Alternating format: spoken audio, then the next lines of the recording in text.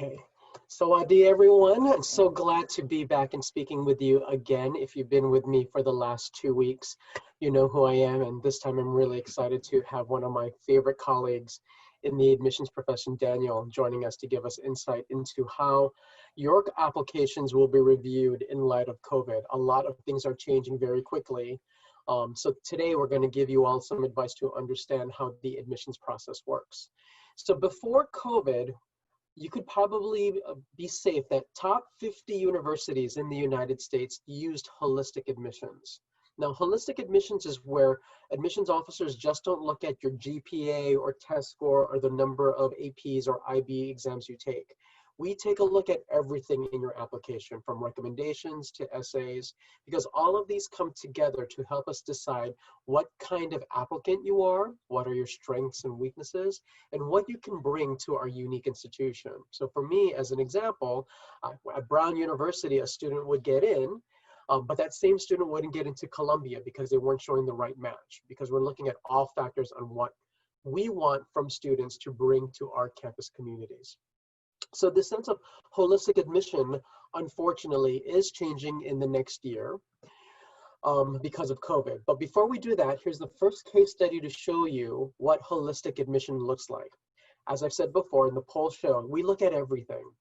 In holistic admissions, when we did take a look at test scores, the mindset that I had as a former admissions officer is that I would look at applications and unfortunately, I would try to find what elements were weak in the application.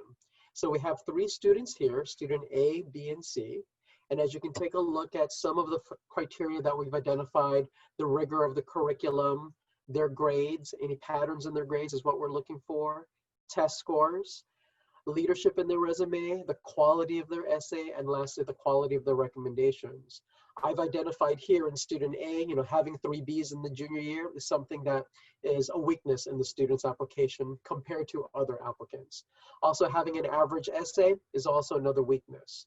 Student B's weaknesses is that, the curriculum is very demanding, could be stronger, like student A and student B has the most demanding curriculum. And while this student is number 1 in the class, those test scores are considered weak compared to what the other applicants do.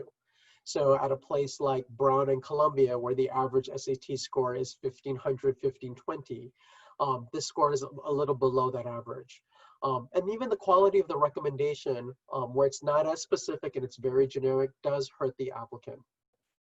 And you can see here in student C, looking at all the criteria that I've identified here, there's not a lot of things to be weak at. In fact, that 1B in junior year BC Calculus, I wouldn't consider weak, simply because that could be the most difficult class that school offers.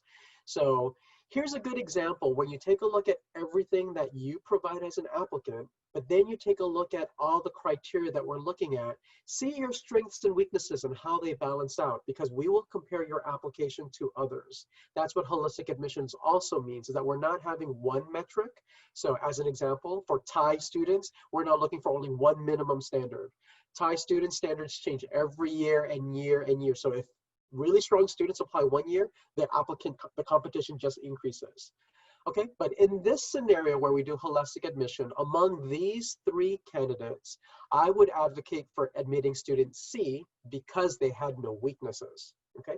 But as we're going to show you today, when we go through holistic admission, that will change due to COVID and due to test optional practices. So if you're applying to a test optional school, like many top universities have become, Yale went test optional yesterday or this morning, you'll see how those things will change. So pay attention to that as we go forward.